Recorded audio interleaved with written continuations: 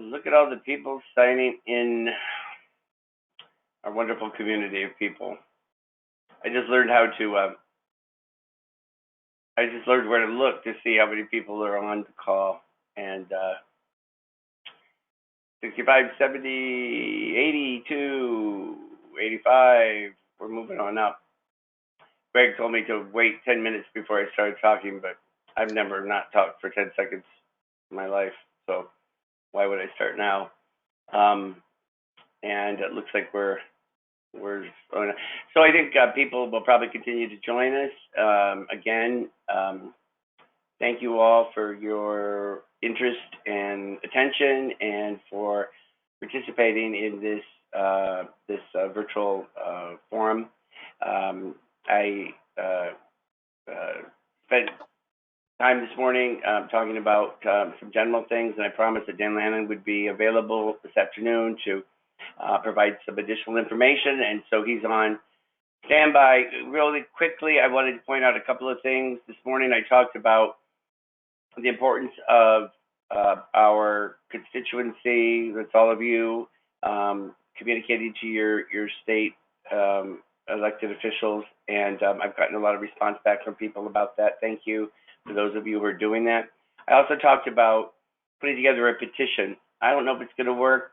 I don't know if it's going to do anything more, but I do think that we have a better chance of getting higher numbers of people that are supporting our request. And if you're doing something that's very simply click, I'm signing the petition, my name, my town of origin, my zip code. And if you look down into the chat box of below or to the side, you can see the link that went up at 3:03. And I urge you, even while we are on this forum, to sign it. I was asked this morning what I thought could be a goal to get people to sign it, and I thought, well, if we've got about 500 staff, and if every one of those staff signed it and got one other person in their household to sign it, we could be at 1,000. It sounds like a lot, but I think we could do it. And that's what I'm asking you to do. We're going to hit 1,000, and let's see what we can reach by tomorrow, because time is of the essence, and I need your support right now more than ever before. The other question that or suggestion that was made earlier was, could we host these at 6 or 7 in the evening so that other people have a chance to see it? And what I'm going to say is that is why we're recording these. I by no means think that everybody's going to be available. Some people are still having to work during the day. They can come back and watch it on the recorded feed, and they may jump around from time to time, but we're trying to find some relative consistency with maybe a Tuesday and Thursday. Today we're having 2 because there were so many things happening, and we needed a little bit more time to isolate one of some of the details. So I'm going to be available, but I'm going to be turning off my the cam and putting it over to Dan, and we'll give him a chance to talk about the recent positive test that we had in one of our programs, and how he and his amazing team are going to help shepherd us through this crisis. And if there are questions that are relevant and I need to weigh back in, I'm going to be right here at my computer listening to everything, so I will be available. But until then, I'm going to turn it over to Dan, and I wish we had this thunderous virtual applause to do so, but in absence of that, I'll just say, Dan, you're doing a good job. Thank you. Yes, thank you. Hello, everyone. Thank you again for joining this. And so, as Dan mentioned, we're just trying to keep everyone, as up to date as possible on what we have in front of us right now, which is one confirmed case, and then some of the plans and details and some of the information that has come in from the Department of Public Health as well as the local Board of Health. And so so many people know so many different aspects of what we're saying, maybe through some from watching the news or just hearing different scenarios on TV of experts that's telling you how it's laid out. I can tell you firsthand from working with Sharon and her team and everyone who's been supporting us here, which, by the way, thank you. You guys have been Amazing. I think it's a fluid situation, and they're going through this at the same time, and in their recommendations, that's all they are. A lot of times is just recommendations. And so we're trying to make, the best decisions based on their recommendations, for the health and safety of the staff and the individuals. And so I say that because I was on the call with Sharon earlier today with a woman from Joanne from the Department of Public Health, and she was very helpful and knowledgeable, and so she gave us some great insight. And so many of the steps and many of the things she talked about are things we've planned for here, and that Sharon and others have been planning for. So we felt comfortable. None of it really surprised us. We do have one person who, has been confirmed, and there is somebody else in that house who has an elevated temperature that we're waiting for results for that person. As far as that, the other individuals living with them currently do not have any signs or symptoms, as well as no staff that have worked in that location and for the last period of time since there has been an elevated temperature, has a temperature. And so I think there's different people, I think there's different sort of approaches people are taking as far as, our next step from DPH was to contact the local Board of Health of that town. We have done that. We are working with the local Board of Health now, who is trying to, they're trying to get somebody to come into our residential program to test the rest of the people there that are living in that house. When that was DPH's sort of feeling that should happen, but talking to the Board of Health, she doesn't think that they don't have the resources to do that. And so we're working through right now when is a good time to get them tested. As far as, how to care for the individual who has been with an elevated temperature, it's similar to how we've been treating both individuals with an elevated temperature. We isolate them as much as possible. Have them use a separate bathroom so that there's no contamination for those people who have not shown symptoms yet. Thorough cleaning regularly, protective gear on with staff, what that means for protective gear and how to use protective gear. All of those conversations are happening with those staff. A couple of interesting things that came out of a couple of conversations with DPH and not that local Board of Health, but another local Board of Health, was that that really that person should obviously stay isolated as much as possible, and isolated means different than different than quarantining. And so the definition of those two are completely different, and so therefore the Board of Health now reaches out to all of our staff who have been present, that we gave them a list of those names of who's worked with them since they've had elevated temperatures. They'll get contacted by their Board of Health on where they should go to be tested. And then as far as instructions for how they should plan for care and treatment of themselves, they're going to follow the lead of their local Board of Health.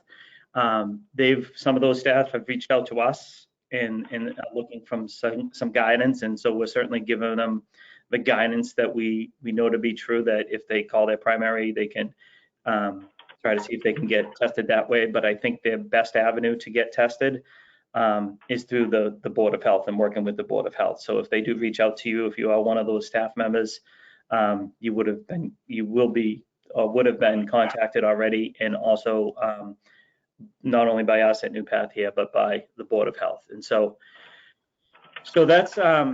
that's where we're at currently with that one residential programs. We do have another residential program to where somebody does have an elevated temperature that we're working through trying to get that person tested. And we do not have that. I believe that person's actually been tested. Just we do not have the results on that person. So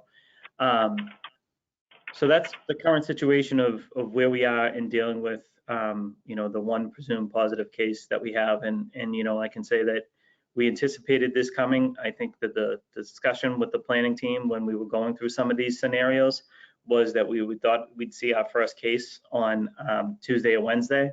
And this was last week when we were predicting it. and that's sort of, that sort of is ringing true with that estimate. And so so we're just going to continue to move along, planning for that second test to come back for that other individual at the other house, and hoping it's not positive, but we're prepared if it is positive. We've also had some people tested that have come back negative, and so but we're still taking temperatures at least twice a day, logging those temperatures, taking temperatures of staff when they arrive on shift, doing additional cleaning from not only an outside cleaning company, but ourselves and our staffs, and just continuously reminding people about the universal precaution, and making sure that the social distancing and the 6 feet of personal space. We did hear from the Department of Public Health, and what they wanted us to be clear with all of our staff and with all the families and anyone we can, is that your exposure to it would be a 15-minute direct exposure to it, working with an individual, not a cumulative 15 minutes, a 15-minute period of direct exposure, to which then you could be at risk. But if you went in and washed your hands and were thorough with taking off your PPE equipment and everything, you should be fine. It would be that 15 minutes of direct exposure that was at least this person's sort of guidance, was really make sure that if staff said, well, I'm nervous, I came in contact with this individual, and now I think I might have it, I need to get tested. Well, we want you to get tested, and we know we've all heard about the struggles that people are having getting tested. So I would continue to advise them to work through the Board of Health, and but also try to give them some assurance that if it was 15 minutes of direct exposure, and if you had your gear on, then you are at a little bit of a higher risk, but hopefully you'll be, hopefully those precautions you took will have you not get test positive. So very similar to what you're hearing about people following at the nursing homes, nursing homes and hospitals, and that's exactly what we're following here.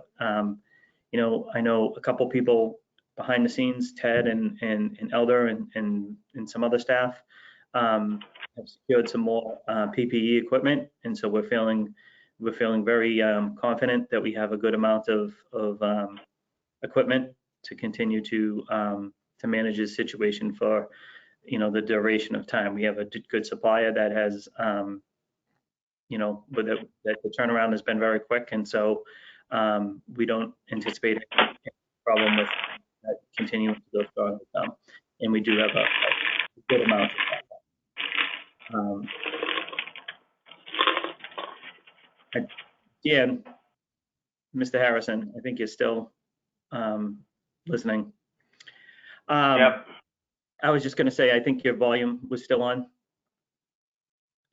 And so I guess there you go. There you are. How you doing? So I didn't know if you wanted to add anything to what I just updated. I can continue a little more, but I thought before we went too long. You don't have to. I just wanted to give you a chance before we get too far down the line. I know we talked about this a lot. No, I mean, I think it's just helpful to for people to know like what some of the guidance that we're being provided, and that we're trying to take our marching orders from the state and local officials that are sort of been charged to guide this response to the crisis. So no, I'm here. I'm available. All right, good. So I guess the next thing that we wanted to update is, notifying staff coming on shift, letting them know, about the positive case and them coming into the shift, and again, making sure they have personal protective equipment. And as Dan mentioned from the meeting this morning, the signing the petition, reaching out to your legislators to make them aware of the situation that our agencies like us and the people we serve are at risk of, would be very important. We have secured some hotel rooms for staff and we are working with and putting the final details on that plan as far as how we're going to manage the situation. I think Dan mentioned this morning on the call or the webinar that he had, we're going to look for people to commit to a 7-day period of working directly in a program with somebody who has been tested positive. And we are going to do 12-hour shifts. And so the 12-hour shifts would give them then 12 hours to themselves to take a break and to quarantine or to stay at the hotel. We thought that having talked about this with some staff and some other people that have volunteered for this already, that was a fair thing to do. Obviously, it would cover all the expenses they would accrue during that time, and they would be paid for their their normal hours as well as any overtime hours they accrue. And so during that period of time, which is that 7-day period, we wouldn't expect them to work more than 84 hours, which is 12 hours a day. And so, and I'm being very specific with that because there was questions and there has been stories of people saying, 24-hour shifts. People are doing at other agencies. Staff are going to live in the residential program and be 24 hours on with them. And we did again talk with the Board of Health and Department of Public Health, and again, it's just their guidance that they think that those are too long of days for staff to maintain over a seven-day period, and I tend to agree. And so I think that's why we circled back to the 12 hours a day to give people some space, some time and some space to themselves. And so so we're good. We feel like we have a good contingency plan for once if we get to a situation to where it's more than just this one house or it's just another house that has it. We will continue to communicate with staff, continue to try to meet their needs as well as the individual needs, so that everyone is made as comfortable and as whole as we possibly can during this time. We have worked on a contingency plan for once if it got to a situation to where we wouldn't be able to manage all of the different houses in different locations with positive cases, and we'd want to bring them and separate them from the population at their residential homes who have not tested positive for it or who have not shown a temperature. And so many scenarios were talked about, even through this morning with the Department of Public Health telling us some things that they've heard. And we have built a triage center, a health and care center that we're calling it the Health and Recovery Center. And then that's where once a person is presumed positive, we are not able to manage them at their residential homes because 2 weeks for our population, for our guys and women isolated to your own room is a very challenging experience. And so we wanted to be able to give them a location that they would be able to go to have to be able to get their exercise on the treadmill when they're starting to feel better, even though they still need to be quarantined, to be able to have them move around a little bit and come out for their meals and stuff like that. And so we have we're prepared with that center. We haven't asked people to move to that center yet, because at this point the Board of Health's recommendation and the Board of Health as well as Department of Public Health, there's steps you have to go through once you're diagnosed positive. And so if a person is diagnosed positive in a different town, let's say it's I'm going to say Cambridge, since we don't have a house in Cambridge, not to worry anyone. So if it's in Cambridge, that we need to go through the Board of Health in Cambridge to make sure all those staff and individuals are tested, but to also make sure that we notify them of where we're moving them if they are moving out of town. That's what they're asking of us. And so then we have to notify the Board of Health of the town we're going to, and we have done that already. And so we just continuing to work through the steps that they have recommended to us. And so far we've been following their recommendations, and they've been happy with our response to what they've shared. So I know we're putting the final details together, and I know you've heard this now for 2 days, and you know the idea of working your normal shift for that 40-hour period of time, and then getting the additional 44 hours of overtime pay. You know, those details, everyone knows their salaries and can do their math to see what dollar amount that would bring them in as an influx of money for the week period of time. After that, we would then, you know, people would have to self-quarantine themselves. That is can be recommended from the Board of Health. Even if you decided not to do that week-long shift or do the 12 hours a day. And so so we're thinking that, and again, from what we've heard from staff, that this makes it a little more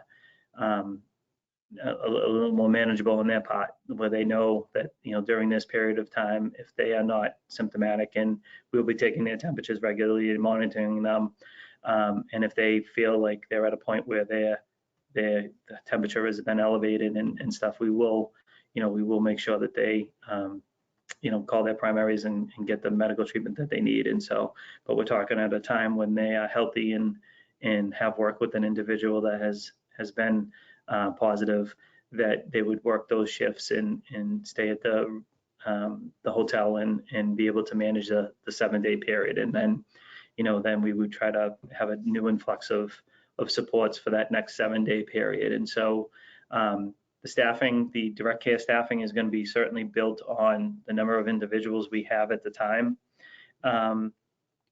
to be able to safely manage the situation. We're also going to put clinical resources on, direct clinical resources for a 12-hour period of that day, and also direct nursing support throughout that 12-hour period of that day. So, and I say a 12-hour period because theirs is going to be a little more flexible. The need might come late at night for them.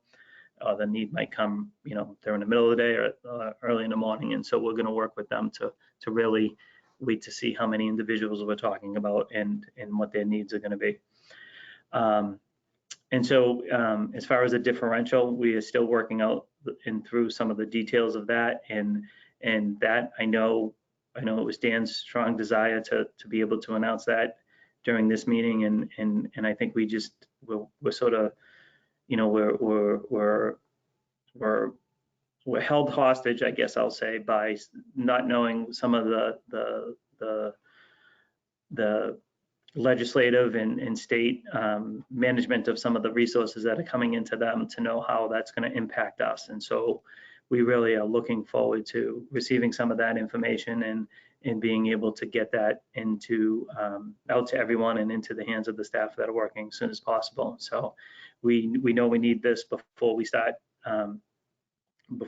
really asking people to work the 12-hour shifts and executing a full plan. But right now the Board of Health is telling us that we don't necessarily need that right this minute, because anyone that had been exposed the 15-minute period right now, if they have not shown a temperature for 72 hours, then they wouldn't need to self-quarantine themselves. If once they start showing temperatures, they would start to have to, follow the steps that Board of Health recommends. So, so that's where that is. I feel like that is a very continues to be a very moving. People's opinions vary on that, or people's acceptance of opinions vary on that, and some people desire to get tested just knowing that they were in the house with the person, even if they didn't have that 15 minutes of direct exposure with them. And again, I would strongly encourage them to work through the Board of Health, because I think that's going to be their quickest avenue, because we've also heard some primary care physicians recommend, or some staff primary care physician recommend for them to be tested just for a more peace of mind type of thing. And that primary care has had a hard time getting them the proper testing. And so I think if I was going to share a little story about this, of just trying to emphasize how this is an evolving situation and people are giving you the best information that they have right at their fingertips. When it was first thought that this person needed to be tested because of an elevated temperature, we were told to go to one location for which the doctor was going to fax the doctor's orders to the location so that that person could go to that central testing location. The staff brought the person to that central testing location, and that central testing location was not open during those hours. It was only open between a 3-hour period of 9 to 12. And so that just shows, that the Board of Health and the Department of Health are keeping up with all of the additional testing sites, and they're the best, they can be a biggest help to help you get tested, and get you to the right location to get tested and make sure that your orders are there so you can be tested. And I know that they're expanding testing I was going to say every day, but it's honestly every minute of the day. And so that's, that just shows you from 2 days earlier to right now, how just information has changed and more supports have been put in place in communities. We've heard of all, I'm sure many of you heard that CVS have some locations that is doing some on-site testing, and we know other places have been made available to do the drive-through testing or on-site testing too. So, as far as who we're dealing with when we have a situation right in front of us is Sharon contacting the Department of Public Health and the Board of Health, and we'll continue to work that line of planning. So I think that's it for me. I don't know, Greg, if there's any questions, or Dan, if you want to come back in and update on anything I didn't touch on. Dan, Yep. this is Greg. I sent a couple your way, but I think a couple questions came in around asking specifics of the program where people were tested, or I should say the program where someone tested positive, and I don't know if you want to speak to just, sharing that the staff that may have worked would be contacted, and we can't disclose the program. Correct. I'm reluctant, or I should say, I'm not going to share the program where the person tested positive. I can tell you that the families have been notified from that residential home. The staff that have been on shift since the person showed an elevated temperature have been notified. Department of Public Health, the Board of Health, as well as DDS, all have been notified. And so if it was a house that you had a loved one, or if you're one of the staff and you worked at one of the residential programs and you're concerned it might have been at the program you had, you would have been contacted by now. So does that, Greg, I didn't see the questions until now. So does that answer that one? Yes. The other question was just around generally how are the houses getting PPE, and what's the process there that comes from staff?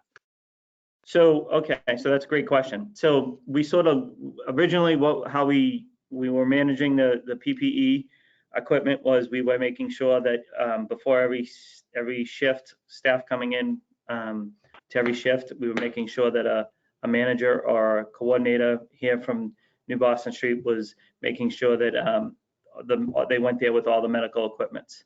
So what we wanted to do was and this was a recommendation that came into us, I believe it was the Board of Health. What you wanted to do is you didn't want to spread out your resources all at once. You wanted to only have those resources of masks and safety equipment and everything else in a first aid box locked up for if someone on shift had an elevated temperature, then the staff would be able to get it from the first aid box. And if there wasn't any in the first aid box, there's an additional supply at the house they'd be able to get it from. They would just reach out to their manager if it wasn't in that first aid box. But then we also wanted to make sure not to rely on those first aid boxes being sort of, always adequately supplied, because someone on shift could have used one and not told us to replenish it and everything.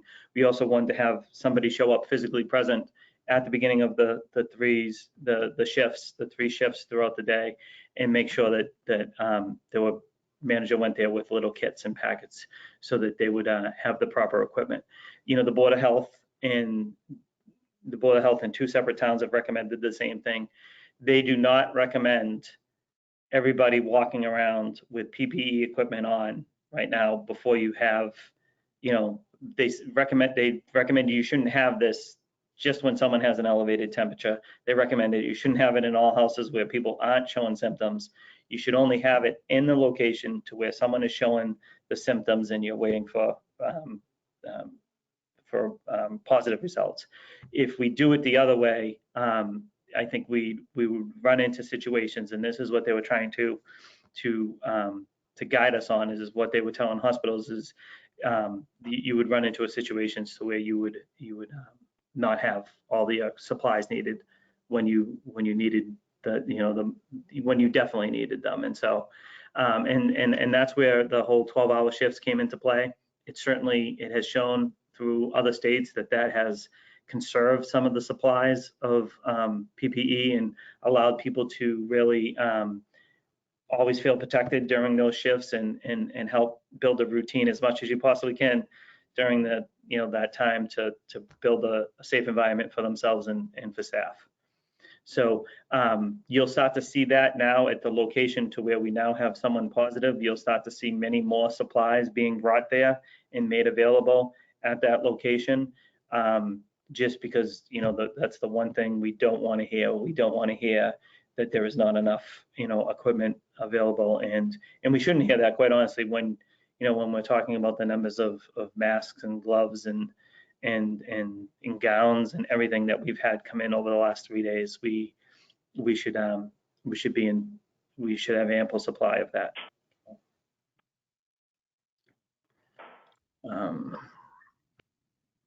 Anything else, Greg? Dan, I sent you a question. It was just that someone mentioned, I saw in the news that the government is covering 8 weeks worth of salary for small business. I believe it is a business under 500 employees. NuPath does qualify and should be covered by this relief, correct? Yes. So the answer to that question is that the government may say that is covering it, but the way that money is going to come to small businesses is yet to be seen. And as soon as that money and those resources become available, we will essentially, the accrue time that you have right now and that staff have right now should be enough to cover you now. And when that sick time comes available in the form of funding, NuPath will take it to make it available to staff. I could be wrong. I'm not an expert in governmental affairs and how monies would be made available, but it's very doubtful that staff will be receiving that money directly, because there needs to be a conduit. There needs to be some proof of employment and that people would have reason to be sick. Otherwise, the government would be issuing 2 weeks of pay to everybody, and how would they calculate what that was and where these people were? So what is very likely to happen is that we will be asked for figures and probably data that will show that during this crisis, what staff were not on, and if we paid the staff the 2 weeks, as many of you who are out right now are getting paid, then that money will come back to recoup the time that was used. You've probably heard about the federal stimulus provision for individual employees of being, I think the figure was $1,200 for people making under $75,000 a year, and that would be per family. If it's husband and wife, they would each get the $1,200 plus I think a $500 provision per child. So what the latest I've heard on that is that if you are a person who has been filing your taxes, and if the government has your bank routing information, so that is your checking account, anybody that's got automatic deposit or payment for a tax refund, that those people are most likely to see that come the most quickly if the government has access to your earnings. If you're somebody that received a hard check, a written check for your tax refund, then it may take it a bit longer for those checks to be printed out. But as far as the time, the provision to pay for sick time used, I believe that the method that we'll be using for that is that we will have to pull data, payroll data from the period of time that we're talking about here, and that NuPath would be the conduit. So if people were out right now and at home with kids that were off school, or because they themselves are taking care of somebody that's ill, or they are ill themselves, and you weren't getting paid, that money would come straight to you when it was finally available, whether that be in 2 weeks, 3 weeks, a month, however long it would take. But we're trying to save you the step by paying everybody and keep everybody whole. So that's the best answer I've got for that right now. And like I said, we're hoping to have additional guidance as some of the details of this begin to be sort of interpreted and unraveled for us, so that we can understand what the implications they're looking at. Because there are many different types of industries and many different types of business models, and this is a really dense, a stimulus package that tried to cover everybody. But we'll wait for instructions to see how that's going to work. But if you shouldn't expect, a check for 2 weeks' pay coming from NuPath in the next, couple of days, because that's just not how these things are going to work. And right now, most full and part-time regular staff, if anybody's not gotten paid for time off, I would like to know who, because I know that our payroll is remained pretty much untouched by the absences that people have been experiencing, other than that you've been blowing through your accrued time, which again, we will try to restore when that money, if and when that money comes into us. Does that sound like an answer? So, Dan, do you have anything else? Greg just forwarded me a couple of questions, if I can just get to them. Greg, I might put you on the spot and ask you to read them, because the supply question, if we needed help delivering supplies, was the next one. Yep, that's the next one. Yeah.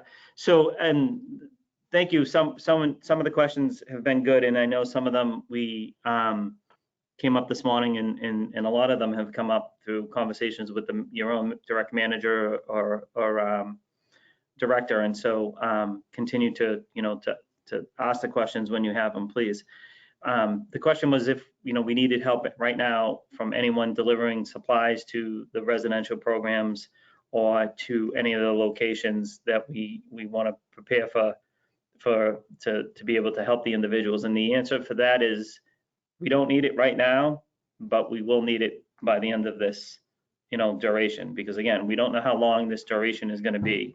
And as Dan mentioned earlier, if you're a staff sitting home right now and you want to use your sick time and you're not available to help right now, we completely understand that. But we think that there will be coming a time that you'll want to help, we hope, and there'll be also become a time that you might have to help because you have no more accrued sick time, and you need, we all have to get back to work.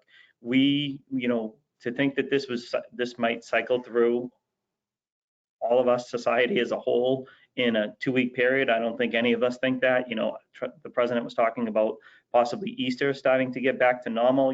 People have different opinions on that. So when I say that, we'll need you at some point, we will need you at some point. And so stay in contact with your manager. He knows what the needs are, or the director that you're working directly with. They know what the needs are right now that we're asking to fill. They have been, working regularly every day to make sure that we're filling those needs, but eventually they're not going to be able to fill those needs, and then they'll be reaching out to their staff that have expressed interest in helping and wanting to work, and so that's the answer for that one.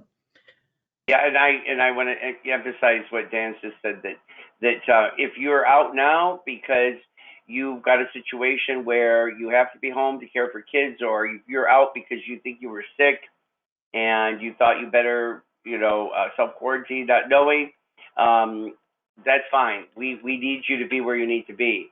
But we're also going to be trying to, for our staff, especially, and I don't know if I'm allowed to say this, but I'm saying it anyway, especially for the staff that are, 30 or younger, the younger staff that are less susceptible, science tells us, and more likely to rebound more quickly and to have less medical complications.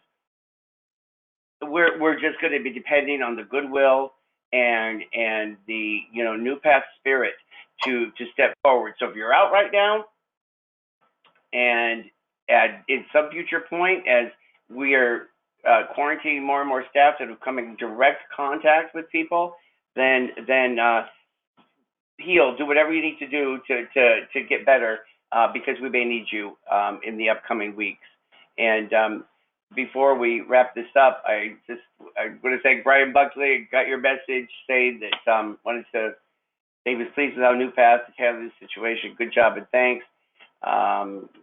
Give my best to Gail, and we're going to continue to take care of Megan. And we're in this together. I've known many of you for more than a decade, and we've been through a lot together. This has got to take the cake, as far as I'm concerned, for the level of uncharted territory. Most everything else that we confront, even the Great Recession that began in 2008, it's stuff we've kind of been through before.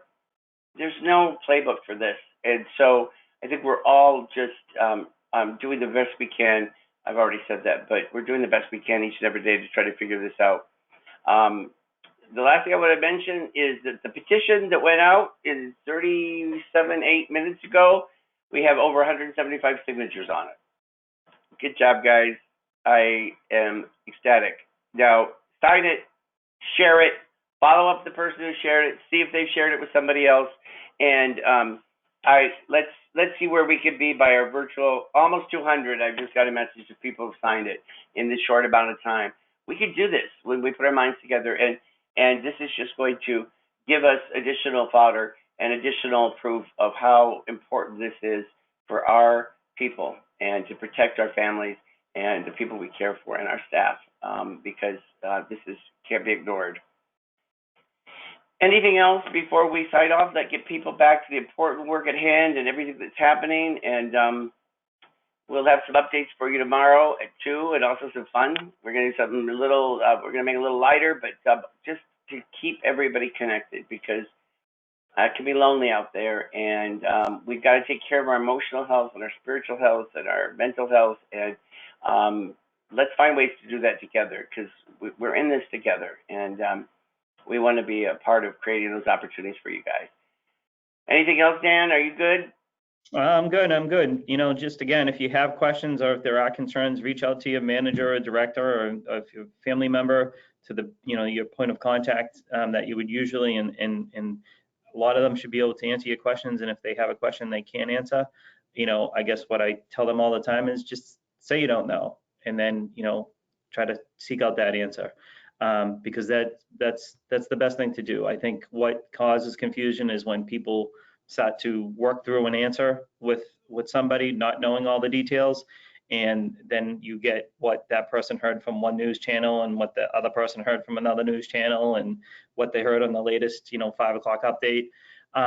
So just continue to work through your point of contact that you usually would, and I would say, I know I've heard from managers and directors, people that have worked day service, people that have worked shifts in the residential programs, that families have been very supportive to them when they're calling in just to check in or say hello or asking if they need anything. And so I think that goes a long way. So thank you very much for doing that. And I would say keep that up, because that's what we're trying to do, is make sure that everyone has everything that they need available, and to know that the uncertainty or the anxiety that everyone is feeling, not only our staff, the parents of the individuals that live with us. I know the anxiety that this is causing and the stress that this is causing, and then as well, the stress and the confusion it's causing with our individuals, and some being able to understand it greater than others, and others not being able to understand it, and all of that builds anxiety. And so we just want to do everything we can to try to help them through that, and to ease the anxiety of all of us. So thank you, Dan. All right, gang, be strong, be fierce. We got this, and we'll see you tomorrow at 2. All right. Okay. Bye-bye, everyone.